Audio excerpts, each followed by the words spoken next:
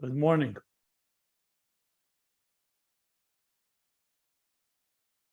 A good Erev Rosh Hashanah, Erev Yutas Kislev, which will be tonight and tomorrow. And before we begin learning, I just wanted to mention, a few people asked me, I will be leading a Farbrengen tonight here, both on location at Beis Gimple 309 New York Avenue, and it will also be live streamed. So we'll post soon the details. 8 o'clock tonight, New York time. Yutas Kislev Farbrengen. So you're all welcome, whoever's here to come. New York between Eastern Parkway and Union. And again, it will be live streamed. So we'll pass that on to you. But tomorrow night's Farbrengen in Boca, I'm not sure yet about this live stream. We're working on it. But I wanted to tell you about tonight. Okay. So with that said, let's go back to Ayin Beis. Ayin Beis. We're in volume 3, page 1387. Aleph Shin Pei Zayin. Discussing the first of the 3 levels of Makabel. So it's it's definitely not Choshech, meaning complete darkness, as we learned earlier when we were talking from the bottom up, utter darkness. This is it's Torah But in Torah itself, Torah should be Shabal Peh, especially, is Makabel. First of all, it receives from Torah Shebiksav, like Biy'a receives from Chachma. And in this process of receiving, there are 3 different levels of Mikra, Mishnah, Talmud, which correspond, as he said, to the conversely, Talmud to the moon, light of the moon at night. Mishnah, we're going to learn the Even Tov, the luminous stone, and Mikra, the Hariyah Ba'ayin, the vision in the eye. As I mentioned yesterday, this began the discussion of all of this on page 1364, where he began to associate these 3 with Mikra, Mishnah, Talmud, the 3 levels of Makabel. Now you'll say, if Torah Shebiksav is Mashpia, like the sun, why is it called Makabel, like Riyah? So, well, let's leave that for later when he gets to the vision, right? The eye and the vision. For now, practically speaking, it is like the light of the sun, like Chochmah, like an Atzilus that radiates. But at night, which is the example for Talmud, once there was a concealment of that Chochmah law, of that radiance of Riyah, of the vision that Moshe Rabbeinu had, and as passed on generation to generation, now the work requires more effort from below, the Yagiyah, the effort of illuminating and reaching clarity even when it's concealed. The process of Biy'a, what he called earlier the process of the Divrei Sofrim, the sages, the scribes, that with their effort and their exertion and their toil, explore and delve into and dissect every word, every letter to discover the deeper meaning in the Torah. And in the process of doing so, they reach actually higher levels in the super conscious levels of wisdom, because they're reaching into the Helam of Chachma, in the root and source of wisdom, higher than what is revealed in the letters themselves. Because in the letters, ostensibly, you just see Bereshis Bar Lakim, but they have the capacity to discover the deeper meaning that Moshe Rabbeinu, when he wrote it down, was able to infuse it with, because he received it from that same source, as we learned more at length earlier. So that's the process. And that process he compared to Aspaklari She'en Me'ira. You're looking at something, not completely with total clarity, a transparent clarity. That's seeing something, the mahus of it. That would be much more comparable to the written Torah, to the clarity of Moshe Rabbeinu. Here we're talking about Aspaklari She'en Me'ira, a translucent glass. So you're seeing it, but you're seeing its existence. But in the process, because you're not seeing the face to face, you're able to perceive and understand levels that would not be able to be revealed to you if it was face-to-face. Like he explained the difference between Avram and Moshe on the top of page 1387. By Avram, it says, Salach lefonai. The word fonai, like pnei, ponai, ponim. By Moshe, it says, Achirai. So how do you explain the difference? It's because Moshe was seeing the mahus. In mahus, you cannot see the face, so you see the back. So it's like you're seeing the outer dimension of the inner mahus, which is like the back, which, like he said, the kesher shel tefillin, the knot of tefillin that Hashem showed him, which he called malchus of tfuna, which has acharayim of Abba. Avram, on the other hand, it was hasogah.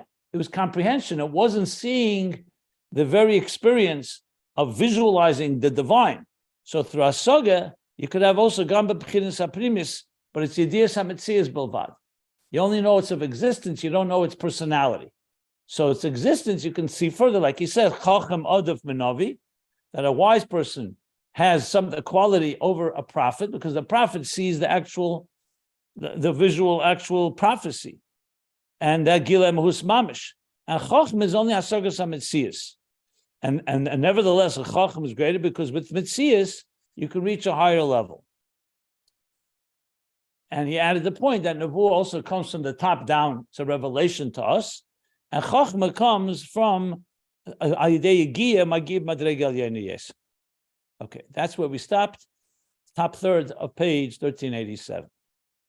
So all this just to make sure we're keeping the eye on the ball, exactly to make sure we're focused, is coming to explain Eir HaLavana, the process of Limud HaTeira through Talmud, the Teir Sheval Peh of Talmud, where you're going through darkness, Machshakim Heshivani, where the clarity, that crystal clarity that the generations of the Mishnah and all the way back to Moshe had is not quite there.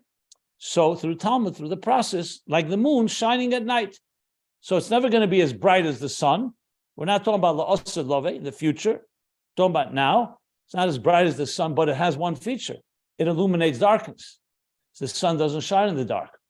And therefore the moon, in a certain way, is introducing in a darker environment, in a place where there's less clarity, because the beginning of Golus, as we discussed, the concealments, but through effort, you're able to reveal that, to achieve that clarity, Bina, through Bina, and doing so, it's accessing the root and source of Chachma, as we said, because like the author, when you look at a book and you want to understand it really well, you have to go back into the very root of the idea, not just as you understood it.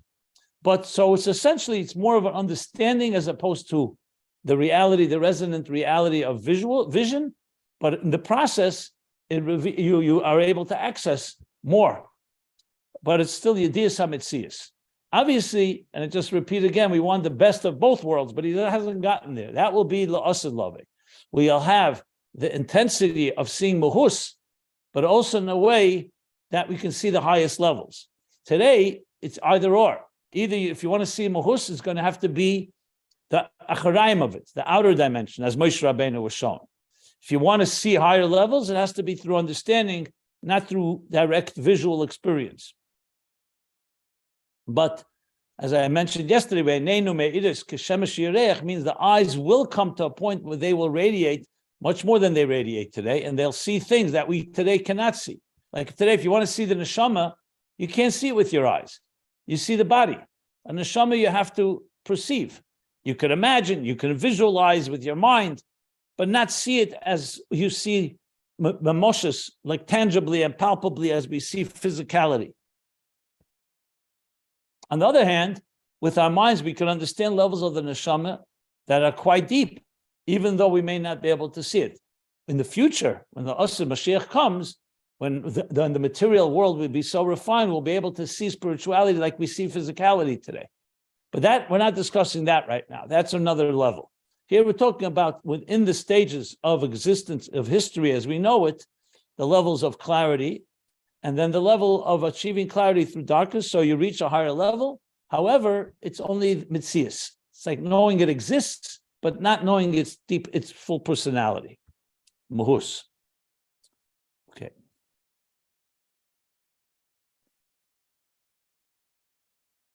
So now the Rebbe Rashab goes back to what he began at the bottom of the previous page. If you remember, he brought from Pri Eitz Chaim, when he was saying, after Tze'ena to Ena, that it's only when you leave the world of Atzilus, that brightness in Atzilus, that you're the Ena, you come to perceive Atara, the crown, the Keser, the superconscious state. So when he said that, he said it was Al Derech, what it says in Pri Eitz Chaim. I'm reading from the 2/3 down on page 1386, last page, just to refresh our memory, by Krishma. That Krishma and Shemin Esrei are two experiences of godliness, of divine, with Krishma, of course, being a high level, but Shemin Esrei is even higher. Krishma is a prayer we could say sitting down. Shemin Esrei is a prayer said only standing up, essentially like Biy'a and Atzilus. And yet he said that the Yichud Avah, to access the Yichud of Chachma and Bina, which is higher than the Yichud of Zah and Malchus, is dafka through Krishma. And the words that he used was, Ein bonu koyach la'erer Abba ve'Imma b'yeseinu b'Atzilus. We don't have within ourselves the power to stimulate and to generate Chachma and Bina, or Abba ve'Imma, when we're in Atzilus. Rak b'yeseinu lamata b'Biy'a. Dafka when we go into Biy'a, into a lower level, and that's Krishma. From there, from there we can wave and elevate the breads, which is the prayer, the offering that's brought that to the level of Atara, the crown. So to explain that, he said the Inyan who, and he brought the idea of the Era Esad, that a person cannot see the difference between the two perceptions, one through transparent light, a glass, and one through translucent. So now he's coming back and saying, going back to that Pri Eitz Chaim, that what we just learned about accessing higher levels, but not through Mahus, but Mitzias, Al Derech Zeh is what we said before from Pri Eitz Chaim, the B'chdei La'ere B'chinas Yichud Avah, in order to generate, arouse, to stimulate, to awaken the union of Chachma and Bina. And I'll explain that in a moment, what that means in simple English, because it's relevant to this discussion, also to what we've learned earlier and later. V'hu, let me first read inside. The Sheirish Hamshocha hi mebchinas atzmus ein sof, because in order to create the yichud of Chachma and Bina, means you need to draw from the root of the transmission, which comes from atzmus ein sof. It's not just Chachma and Bina. Like it writes in Likutei Torah, in the explanation on the Maimer V'Nigdashti, which I believe is in Pasha Emor, and this was actually cited. I'll give you the source. Earlier on page 1236, if you go to Aleph Reish Lamed Vav, and a few other places. This Biy'a of V'Nigdashti was quoted a few times. That's why I want to elaborate on it in a moment. So you may remember the whole idea of gazing, how the Midas and Chachma and Bina gaze at Arich and draw the Shin Ayin Beis and the 370 lights that illuminate. So it's all about going up to the source. So there he quoted explicitly from the Biy'a of the Likutei Torah about Biy'a Nigdashti, the Yichud Avah, I'm reading from the middle of page 1236. That when you unite Chachma and Bina, it's not the meaning that only uniting Chachma and Bina alone. Abba ve'Imma makablim bekeser. But it means that that's when Chachma and Bina receive from Keser, b'chinas arich ampin. The Keser ma'atik, and from arich ampin, then it receives from Atik ad ein sof atzmus hamaitzel. In other words, you're drawing down from the highest levels, and that's what causes Chachma and Bina to become united. So why is it called Yichud Abba ve'Imma? So he explains there, because the actual Yichud is in Atzilus, but it's coming from a place that's higher than Atzilus. More elaborated there on page 1236. Okay. So I'm just going to finish the sentence, then I'll elaborate more. So he says, so this Yichud of Avah that comes through Krishma,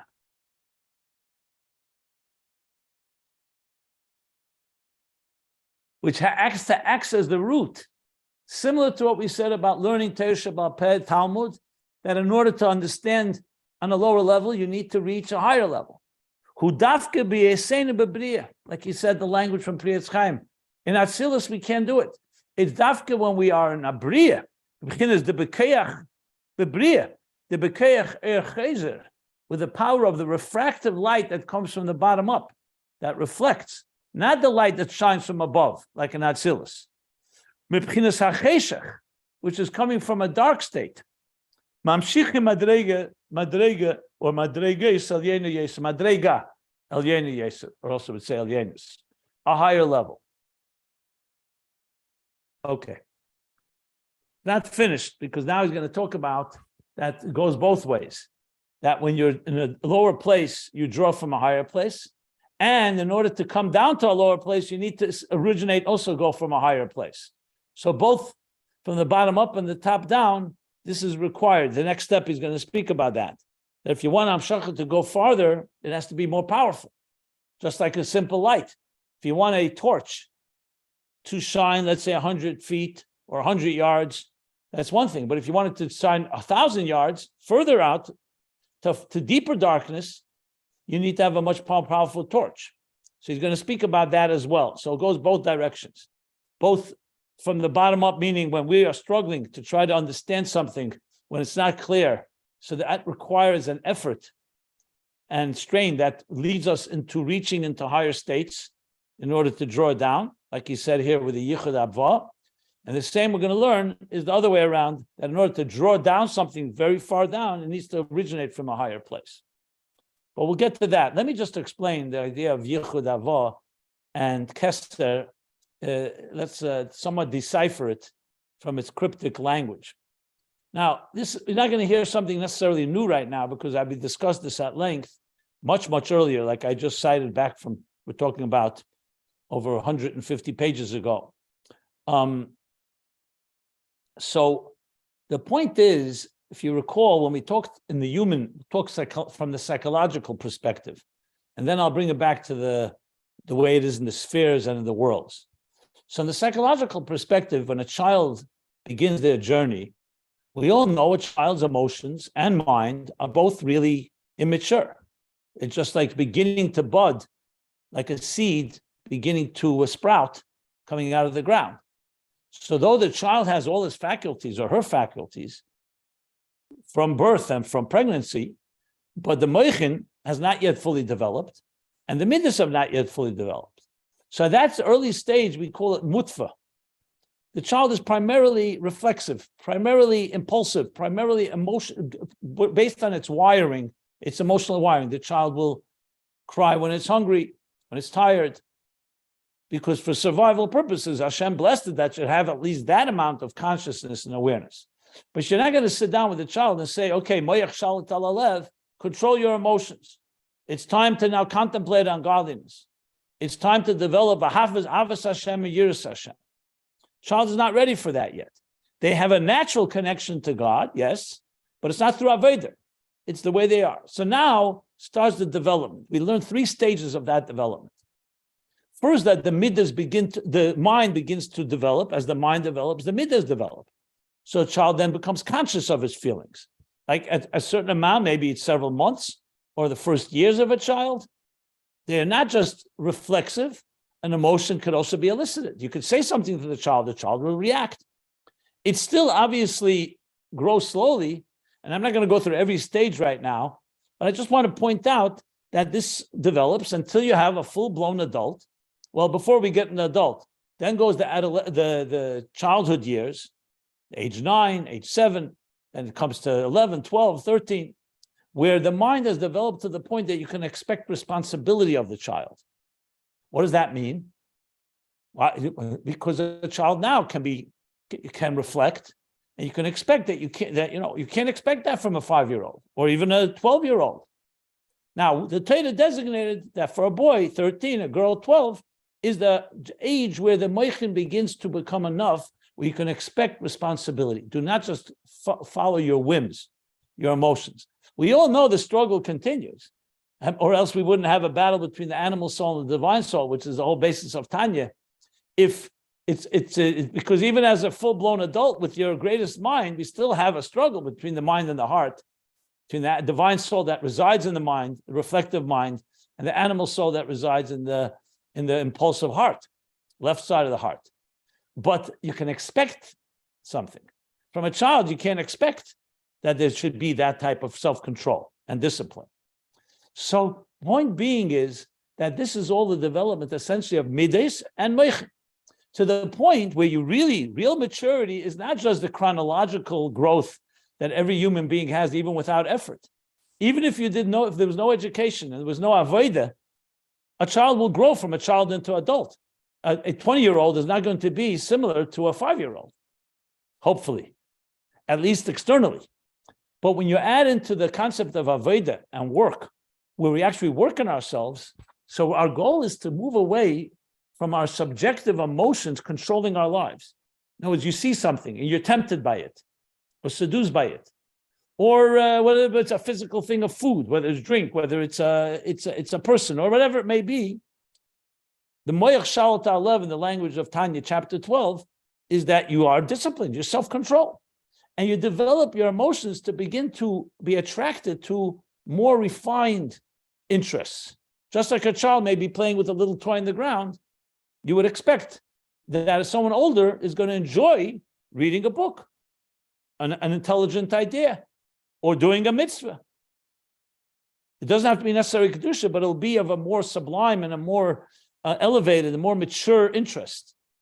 So the emotions develop and the mind develops, and together they work together. We learned this at length back much earlier in volume 3. So I don't want to go through it all. I just want to bring it back to our discussion. In the language of Kabbalah, this is mutva, murgish, muskel, are the 3 stages, essentially, ibur, yunik, and moichin, he called it. With mutva being emotions are the primary, the reflexive, impulsive emotion are the primary force. Like ibur, they're still in a stage of pregnancy because it's not yet developed as so-called full-fledged or independent emotions. Murgish is where the emotions become something you're more conscious of, and you can, to some extent, control or some extent guide and direct, just like you can teach a 2-year-old. Say thank you, say please. Don't just react in a tantrum. I mean, you can start that process. So there, the midas are now developed not just in their katnus, in the language of Kabbalah and Chassidus, but they're starting to develop and grow, just like I mentioned before, the seed is sprouting, and it's budding into a sapling. It's growing, and then comes the 3rd level, ibur yunika moichin, which is the equivalent of muskel, where the mind is the one that's the main control, that you don't just do things impulsively. This doesn't mean the emotions are not affected. The mind actually is affecting the emotions, and you may recall that at this stage is there also where the midas become midas sichlim, that the emotions elevate also with a certain sense of higher purpose that the mind has. But initially, it's aim revetzes al efrechim, the mother, Biy'a, is protecting her chicks, which means the midas, the emotions, cultivating them, nurturing them, to the point then that the mother can go away because the midas now have matured and they elevate and actually catapult, propel Biy'a to reunite with what? With Chachma. Because remember, as long as you were taking care of children, the father and mother were busy parenting. They were not really uniting in an intimate way on their level, on their terms. And very simple Baal Batisha language. When you're busy taking care of your children, you can't be sitting and learning Torah with all your power and passion, because you need to take care of the lower levels. Basically, when the mind is occupied with training the midas, the emotions, that's its main thing. Moichin hashayich lamidas, like we learned. Then slowly, as we grow, the moichin become more independent. The midas also are already mature enough that you don't have to take care of your children. It's like once your children are out of the house, you can sit and learn more. You can daven more. You can connect more. Now, that doesn't mean you haven't connected earlier, but basically, the level of moichin, or what we're calling ibur yunika moichin, or we're calling muskel, is where the Abba Imma, Biy'a, is not just engaging, it's not just moichin in order to regulate and guide and govern the emotions of the person, but it's moichin la'atzmei, which is essentially where you're connecting to God with your mind your experience of the higher reality of the divine, all the way to the point where Chochmah and Bina together join as they gaze at Keser, which is much higher than the full structure altogether of the spheres. So basically, simply put, the maturity process is such that it begins from the top down, from Keser, from the highest levels, and then comes Chochmah and Bina and Yichud Abba Imma, and that gives birth to Zah, to Midas, and then the Midas come downward into Biy'a. But from the bottom up, we start as children, where we begin with from the bottom, and we grow to be through Yitzir Asiya, Yitzira Biy'a, from Biy'a into Atzilus, Malchus of Atzilus, like the moon connects with Zah, the Mashpia, the Midas. Those two connect with Bina, the mother, connect to Chachma, which is the clarity and that resonating clarity, to the point that Bina and Chachma reunite. That's called Yichud Abba Imma. And that is all happening because you're accessing the highest levels that are far higher than Chachma and Bina, that allow for that to happen, for that union to happen. And now the Midas and all the levels, the lower levels, have all been elevated to that higher state of consciousness. So when you say Yichud Abba Imma, all that carries everything I just explained and much more, obviously, which is that in order to be able to such a level of Yichud Abba Imma, you have to first go downwards, all the way in the lower levels, like he said in Biy'a, and that's where you can stimulate it and ultimately get back to the root that will create the Yichud Abba Imma. That's briefly what he's saying here, but also connects it much to what we learned earlier, a lot earlier in this volume, in the process of this unification. Now remember, Riyah is a critical point because gazing and seeing is a vital piece, which we're going to address as well, but just wanted to throw that in here. So that's what he's saying here.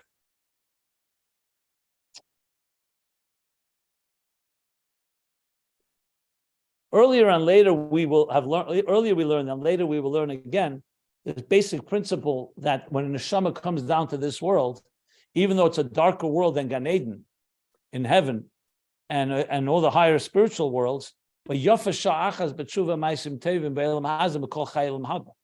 is this lower world. It doesn't bring that here right now because it's not relevant to this direct discussion, but it's when you come to this world that you can reach the highest levels, that even higher than Atzilus, as he's saying right here. So this is all coming to explain the Eir HaLevana that is radiating and illuminating the dark, which is like Torah Sheba'al Peh, the Talmud, the Machshakim in the dark. But, okay, anybody want to ask anything?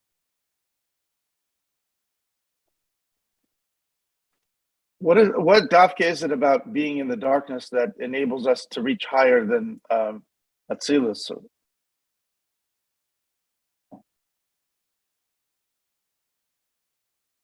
I want to just ask you before I answer, did the first time you heard the concept that through darkness we reach deeper levels?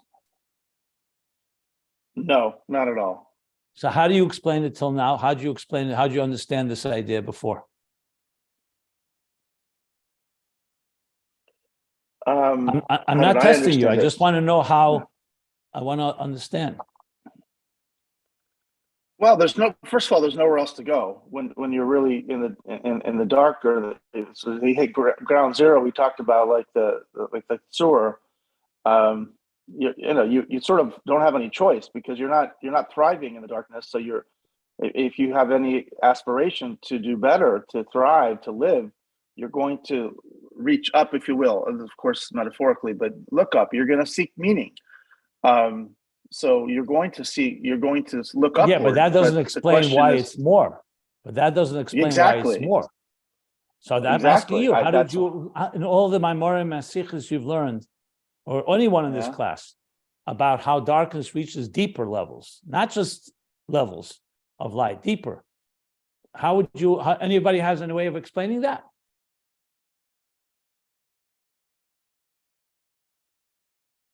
Okay, interesting, because this is so one of the most common themes in all of Chassidus, not just in Ayin Beis.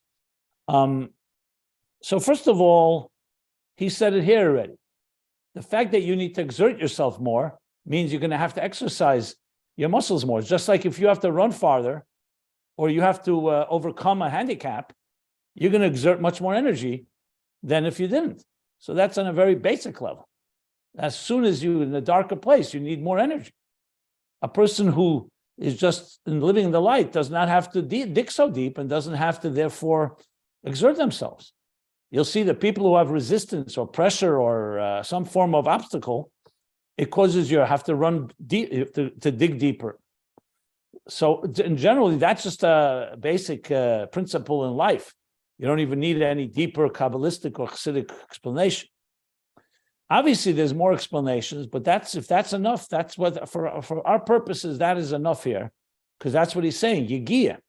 The Yegiya that the Amirayim or the Bali Talmud had to exert themselves to find clarity that was not there like the Mishnah, like their teachers, all the way back to Moshe, causes them to have to dig deeper. And just like we say, Talmidei Yesem Mekulam, that the students in some ways enrich and make the teachers wisest, because when you have to bring it down further, you have to dig deeper into the idea. Now, if you just go back a few pages, we discussed at length that when you need to write something down or speak it, I'm talking on page 1382, he explained very detailed. Why is it that when you have to write something down, you have to understand the idea deeper than if you just heard it from somebody and understood it? Because when you want to really have that clarity, the only way is to go back to the place where it originated from. It's not to its enough. Source. Yeah. Like he said on page 1382. So I would recommend, because this is not something that needs my explanation. The Rebbe Rashab himself has elaborated quite relatively extensively on this process. Okay, I'll go back. But even when we learned that Bina reaches into Keser to draw out that clarity, that meaning in Chachma, that is there for a flash, but if we want to extend it in a more extensive, protracted basis, Bina has to reach into Keser. Even I asked even then, that surprised me. I wouldn't use the word flash. I would use the word Nakuda, because there are those that see it in the point. It's a point. The thing is, you need to draw it out of the point. But yes, through that, you have to reach into the deeper source. That's why Bina has that power, because if you only had Chachma, think of it this way. So only those Chachamim, like Moshe, and his level would see within those words, within the drops, they would see all that depth. But how would everyone else get it? So where does Bina have the power to do something that Chachma itself doesn't have? So Bina accesses a deeper source that allows to bring that clarity of Chachma even to those that don't see it within the Chachma. Well, this is explicit in the pages here. It's not hinted to. He says it very, very direct. No, but you're saying what you just said. All I would do is suggest reading it again and again until you get it, because it says it very. The Rebbe Rashab said, I can show you exactly these words I just said. No, he says. I don't doubt you. I'm asking you just to clarify. No, I'm trying to say is that sometimes you need my explanation, because the Rebbe Rashab doesn't explain it. Here, he himself explains it. That's all I'm adding. But the Inyan that we just talked about, that I mentioned, the Bina reaching above Chachma and the Keser to draw out the meaning from the Nakuda. So I just explained it, because The Chachma itself can't do that. I got it. No, I got that point. That's not my question. I'm asking if that point that we just talked about, sorry for the pun, is connected with the Inyan of when you're in this world, in the darkness, it's something about that forces you to reach higher than Atzilus, which it's the same thing. Are they correlated? I would not necessarily equate the two if it confuses you, because if it works well, yes, there is a connection between those 2 points. But if it's confusing, I would take one step at a time. Just first try to understand Bina Chachma, and then you can apply it. The Rebbe Rashab, if you go back to the last page, he started with Bina Chachma, and then he said, Yeshleimer in Elamis, the Inyan Zeba Elamis, Yeshleimer, with a Se'ena Arena, that when you go from Atzilus into Biy'a. So he equated these two ideas. But if you're having a problem first understanding Chacham and Bina, I would first focus on that, and then say, okay, now what does the Rebbe Rashab add when he speaks about going from Atzilus to Biy'a? What we're talking about, Krishma, the Yichud of Abba, the Imma. But it's not the exact same thing. It's a Yeshleimer coming to explain the idea of the Ir HaLevana, the power of the moon, or the power of Ter Shabal Peh, Talmud Bavli. So if you read it slowly, you'll see the bottom, 2/3 down the page on 1386, he says, now, I didn't read it very quickly, but if you read it properly, you actually have to stop before that and fully understand what it says. Then he went. Remember, as we move along here, and I'm not expecting everybody to be at the same speed as I am, that the fact is there are new ideas constantly coming in that sometimes you haven't really digested the previous idea fully, which is fine. That's part of learning. That's how we learn. But just keep that in mind. That's why going back, you start seeing, okay, Chachma Bina, fine, going to Keser. Then he says, Al Yashlemer, that with Sener Re'ena, like we talked about just now, Atzilus and Biy'a. Then he said, to understand that, by Inyan, we'll understand with Aspaklaya Meira, Aspaklaya She'ena Meira. I'm sorry, first with Krishma Yichud Ava. We'll understand by Inyan, he said. He said, by Inyan, to understand this, who, Kamashazal, the idea of Aspaklaya She'ena Meira and Meira. And then he comes back to Abba Imma, and then he's going to go back to Chachma and Bina. So if you really dissect this, you'll see there's like 1, 2, 3, 4, 5 probably topics, with one explaining a previous topic, and each one deserves its own discussion to really fully understand. But that's what's happening here. You know, I mean, I can go over it again. No. But, that's fine. You did it. But that's really what's happening here. So what you have here in the last 2 pages is essentially a topic, explained with another topic, explained with another topic, another, and then coming back and tying it all together. Yeah, you answered my question and then some. Thank you. Okay, good. So let's continue. Ukamoi Kain, and just as it's dafke when we're in Biy'a, the power of the Oyer Chayzer, of the refractive light, to reach a higher levels, Kamoi Kain the other way around. When we transmit from the top down, in order to reach further down, the transmission should go into Biy'a, Yitzir, and Asiyah. The root of the Amshacha is coming from a higher place, because to go further down, you need to come from a higher place. So this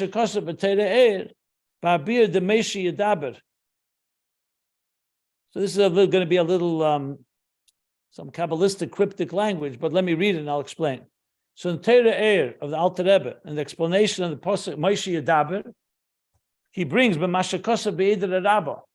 So there he explains what it says in Idra Rabba, that Zoyar Pasha Nase. It's called Idra Rabba, the great gathering or group.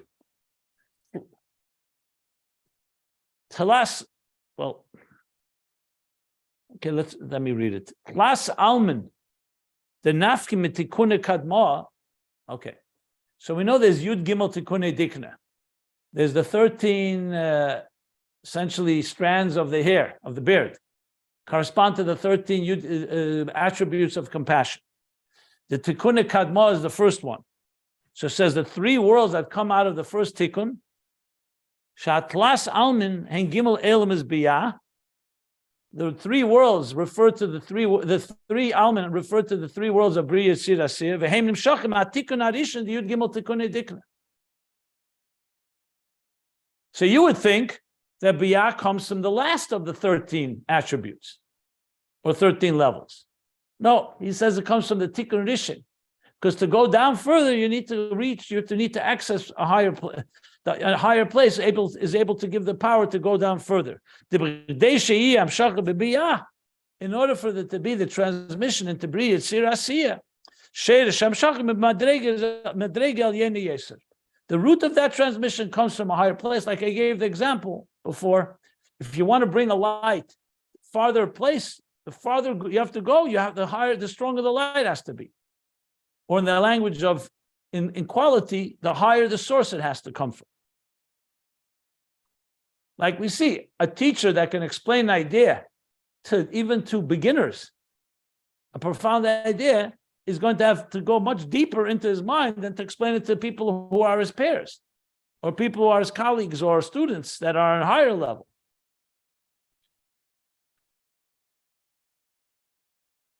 Now, let me pause for a moment. Let me just explain. Why is he going mamata lamayla, mamayla lamata? Because right away, it jumps out at you that this has been so much the theme of Ayin Beis. Torah is mamayla lamata. Tefillah is mamata lamayla. In Torah itself, Torah shebiksav is more mamayla lamata. God gave the Torah to Moshe and dictated it. Torah shebal peh, especially Talmud Bavli, is more mamat lamayla because we're taking Torah and we're in the words of the written Torah and the words of the Mishnah, trying to understand this pshat, but there's a certain mamata lamayla in the mamayla lamata of Torah. So I think that's what he's indicating here, that this process that we're discussing is going both directions. If you start from the bottom and you need to exert yourself, like he said, to illuminate the darker state where it's not clear, you need to access higher levels. And the same thing when you want to come down from the top down, to bring it down to that level, it also has to originate from a higher level. I think this is going to become clear as we go, what the significance of that is. But both are important here, because if you remember, this was always a little delicate dance. When he spoke about the Bali Talmud, the Amoraim, he said that even though it's coming b'koyach atzmam, it's their initiative, it's their minds, they are exerting themselves to understand. He said, but they're doing it with Mesiras Nefesh and Yegiya, and therefore they also have God's help. He said the siyur, that God is helping them. Because when a person exerts themselves, so you also have the help from God. So it goes both directions here.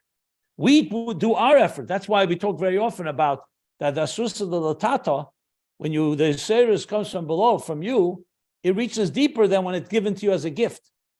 Just to give another example, like it says, Adam reitze b'kav shalei, a person desires one measure of their own, then tisha kavim shel chavere, then 9 measures from your friend. Now, if someone gives you $9 million as a gift, you can buy a lot more than $1 million that you earn on your own. And yet, the Chazal clearly say that you desire more than 1 million. Why? Because it's yours. It's integrated. You won't blow it as quickly. You'll appreciate it. So yes, quantity, of course, 9 is more than 1. No one's arguing that. But qualitatively, internalized, there's something about our effort that we own it. So someone can give you a gift, divine revelation, a miracle could happen in your life, but it's never going to be like when you work on it and internalize it. Now, the truth is we want both. That's why there are times where God gives us gifts and then he expects us to work. But it's always going to be a combination. God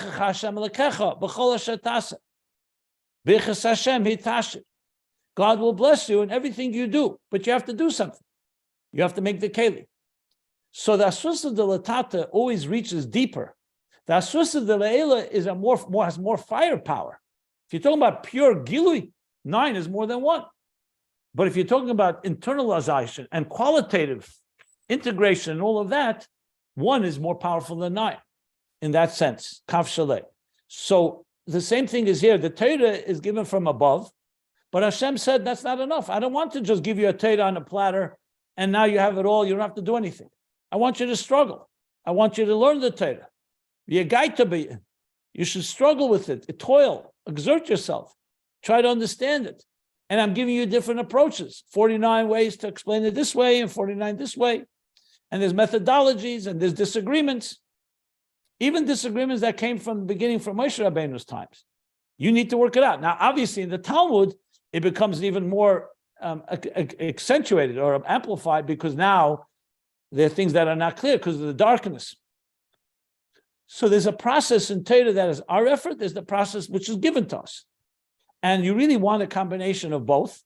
And you want, and what he's saying here is that when you come from the bottom up, so to speak, and through your struggle, through your working, you're going to access a higher level. And when it has to come down to a lower level, it also originates from the Sheresh Hamshacha, which is a higher place. But remember, let's not minimize. Chachma Gluya is not is nothing to yawn about. Chachma Gluya is the first sphere. It has a tremendous clarity. The thing is, when you come to Bina, when you come to lower levels, we don't always access that clarity. Remember, earlier we learned Bina is looking to find the clarity that Chachma has. It's not looking to create an alternative narrative. It's looking to discover a clarity that we don't have clearly. It's just like when you learn Chassidus in the beginning, you don't understand it so clearly, so you work hard, You're looking to understand what it says. You're not looking to understand because that you're a smart person. You're looking to struggle to understand what does this mean. And that's where the real magic happens, when these two come together.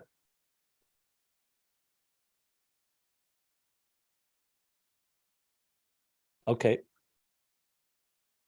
Now it's very clear that the Rebbe Rashab is giving many, he's bringing together many sugyas here to explain this idea. My initial assumption is because it's so fundamental to the whole theme of Ayin Beis, the interface, that he wants to really show how this is so universal. The idea of, as you go down, you access higher levels in understanding what we're discussing here. So he goes further now and brings the next. He says, "V'chein mavur b'mashakosav apardes." And this idea that we just explained, I see now again, 1, 2, 3, 4, 5, 6. I already count here 6, 7 ideas, separate ideas that the Rebbe Rashab has brought together in this thesis here. So what does he say in the Pardes? This is the Ramak. Shar Tzachtzches Perek Aleph. So Shar Tzachtzches means tzach from the word refined, the gate of the refined ones. So chapter 1. So the Ramak, Ramesha Karaviro, and the Pardes, the classic magnum opus of the Pardes, which we've learned about and quoted a number of times, he brings Hevi B'Shem Rav Hai Goin. In the name of Rav Hai Goin. Rav Hai Goin was one of the Goinim. The Goinim are the ones that came after the Amirayim came, the Rabbanan Savaroi, after Rav Ashi, after 40 generations from Moshe. The next was the Rabbanan Savaroi, which is actually relatively a short period. Then come the Goinim, like here, Rab Sadia Goin, Rab Hai Goin, Rab Yani Goin. There's many Goinim. So one was called Rab Hai Goin. So the Pardes brings in his name, Be'inyan Yud Gimel Midas Harachmim. We're talking about Yud Gimel Midas Harachmim. Remember, Yud Gimel Midas Harachmim is what Moshe Rabbeinu evoked from God, as we learned earlier, after the Chet HaEgel. A deeper level of revelation that came from Keser. So that's why it's 13, not 10. It's higher than the 10 spheres. He's going to explain that now. Like he just said, the 3 worlds that come from the first tikkun. So he's going to say, so what does he say? Why is it 13? What's the number 13 signify? So he says, Shein Eses Spheres, it refers to the 10 spheres, the Gimel Roshin LeRoshin, and the 3 heads to the heads. So there's a head, like the head of the spheres, and there's a head to the head. Gimel Roshin usually refers to Keser, Chochma, Bina, but here I believe it's the 3 levels in Keser itself. Let's see if he's going to bring it. But anyway, Gimel Roshin is referring to 3 levels outside of the 10 spheres. So when the Jews were living a life like tzaddikim, the 10 spheres were enough. They lived Chachma Bina Das. But when they built the golden calf, and now we needed to dig deeper, and Moshe had to go to Hashem and say, I need forgiveness. Remember, to love someone is beautiful, but once there's a betrayal, what do you do now? The love that was there may not be sufficient to cover for the betrayal. So now the only way is to dig deeper and access a deeper level of love, which is the concept of tshuva, the concept of Yom Kippur, Yud Gimel Midas Harachmim, that God reveals. I'm going to reveal to you something I have not revealed till now. And it came only because of the darkness. So what is it? It's 10 plus 3, the 10 plus 3, the 13. The question is now, what is not the question, let me rephrase. So the Ramak asks a question now. Ubamokam acher, b'shar Aleph Perek Zayin or Shar Ayin Aleph? I'm not sure. I'm almost sure it's Shar Aleph, but I'm not positive. Anyway, in another place in the Ramak brings, Hevi Braisa de Shimna Tzadik. He brings a statement from Rab Shimna Braisa. A Braisa means like from the same level of Mishnah, but it's outside of the Mishnah. That the 13 attributes, Shehein Eser Sfiras v'Gimel Elmas Biy'a, which is a different explanation. Eser Sfiras and Rosh Roshin means the 10 spheres and the 3 higher levels that are higher than the 10 spheres. 3 levels in Kesed. Esser spheres and Biy'a is the 10 spheres and 3 lower levels. So how do you reconcile these two? 2 explanations and what the 13 attributes are. So the Rebbe Rashab says, V'hainu. The meaning is the B'chdei Shetiyah Amshacha B'Biy'a. In order for it to come down from the 10 spheres into Biy'a, the 13 attributes in the second explanation from Rav Shimon Tzadik. From Shimon Tzadik. You need to have the first interpretation, which is that the Yud Gimel Shachim are rooted, like he said before, from Teira'ir in a higher level, in the 3 Rashi Rashin, and that gives it the power that it should come down all the way into Biy'a, which is, of course, where the Jews needed the Yud Gimel Midas HaRachmim. They wanted it down on earth, forgiveness on earth after the sin. He's not mentioning here Chet Egel and so on. I'm just adding that for a little embellishment to understand the context. So there's no machlok.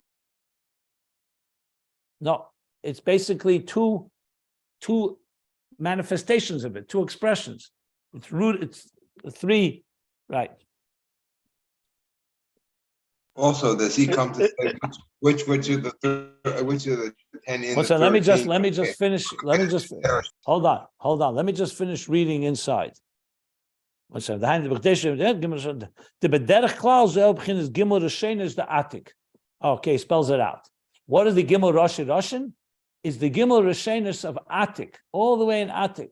What are the gimel rashenis? Is usually keser chochma bina of Atik. That's where the 13 attributes, the 3 and the 10 spheres, and from there comes the power all the way down into Biy'a.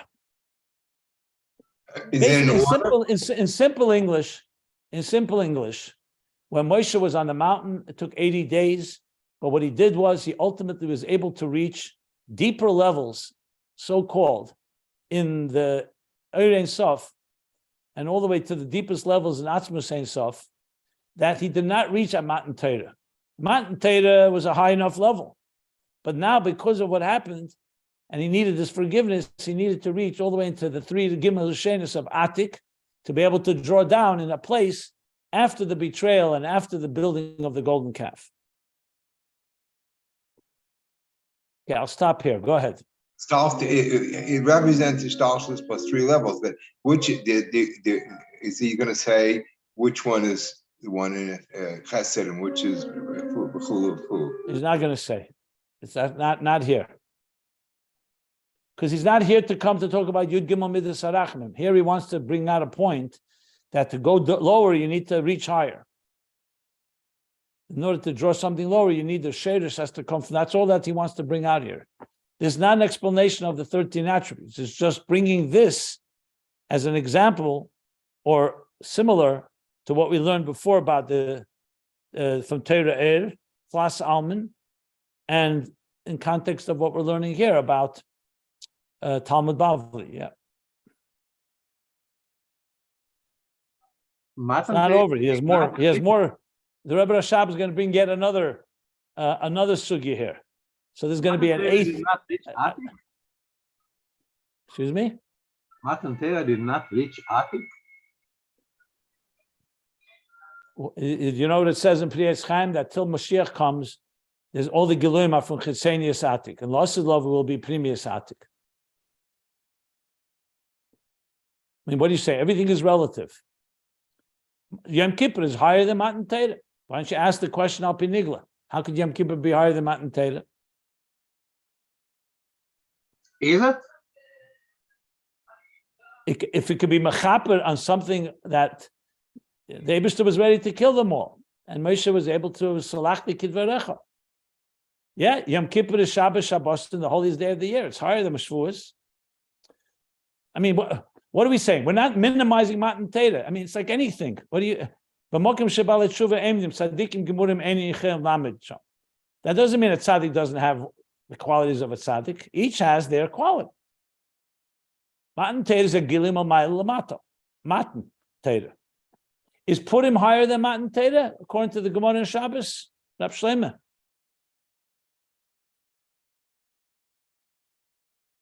But yes, because Yom Kippur is Yom Kippur. Kochen ist Mossen.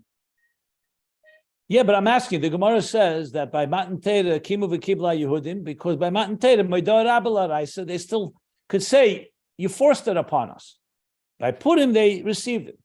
So each has their mile. This is not a, remember, not dealing with a competition here.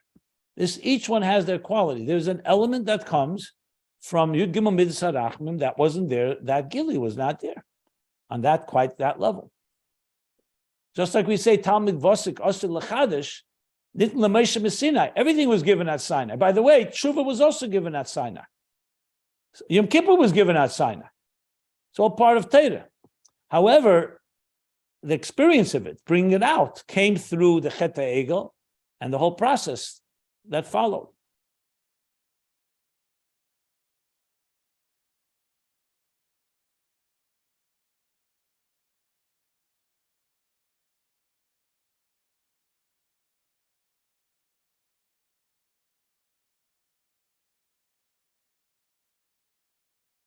So now, I think I'm going to stop here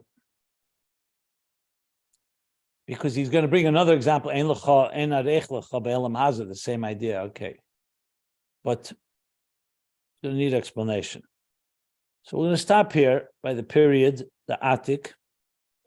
Before you turn off the recording, can I make an announcement for the fundraising, please? Yeah, one second. But before, I want to just give a little lay here of the land. Okay. So this section on Talmud and Er Levon is going to continue for another page. So the end of the paragraph on the next page, 1388.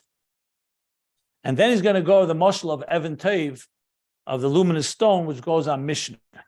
So just giving you the sense here. So Rashab is quite relatively elaborating on this idea of the Ir Makabel that coming from the bottom reaches these higher levels. Just summing up where we're at. I'm going to stop here.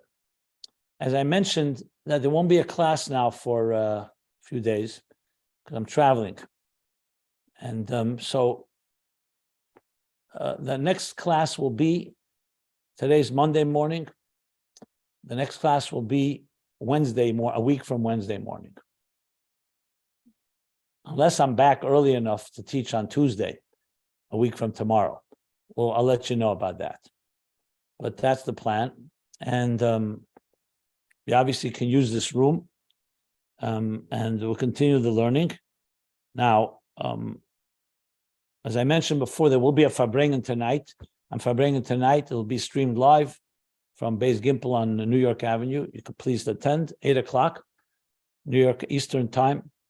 And with that, I want to wish Rab Shlomo a happy birthday. We all said l'chaim to him last night. Happy birthday to you. It was very inspiring. Mazel tov, mazel tov. Thank you. Erev Rosh Hashanah. Is that Rosh Hashanah? Yeah, Yud Ches Kislev. And everybody, blessings to everybody for Yud Ches Kislev, Shana Teva, Limad Achsidus, B'darkei Achsidus, Tikosei V'chasemu. I'll bring about this later tonight. And tomorrow night, I'm bringing in Boca. If you're there, you please attend. We'll see if we can stream it. With that, I give the floor to Rabbi Yitzchak. Thank you very much, Rabbi Jacobson.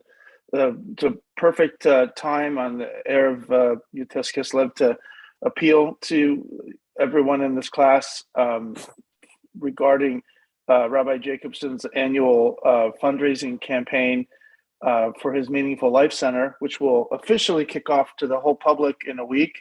But we're already raising for our Ayin Beis team to show that we are supporting him because this is one of his flagship programs. He gives many classes and does many things with his Meaningful Life Center. But this is one of his most longstanding programs and projects, and of course, one to which he devotes so much time, as we're all privileged to benefit from direct teaching from learning with him in this small chavrusa. I mean, this is a very special opportunity. I think we all know we have here, and so this is an opportunity to show our appreciation for what we get here. You're not obligated to give, but it's just seems very courteous. Someone who gives us so much every day and gives us not just in terms of his time, but the meaning in the Ayin Beis, it relates directly to the meaning that we get in our own lives. When we put in Yagiyah, he puts in his Yagiyah, we put in ours, and the light shines. So this is a great opportunity for you to show your appreciation. We already have a number of people that have donated. Thank you. And also to people in the class who've listened to me give the spiel. I apologize, but I have to keep saying, because people out there in the audio land that don't come live, I really want to reach you people who are listening to please donate. Think about how much you get out of these classes and give something. It doesn't have to be thousands of dollars, $18, $36, $50. We're looking for participation of everybody in the group. All funds will be triple matched. There's still triple matching. So the sooner we get our donations in, the more likely our group can benefit from the matching program. I hope you all will check out the link I put on the WhatsApp group. But if you're just listening, go to giftofmeaning.com and you can search for the Ayin Beis team and donate there.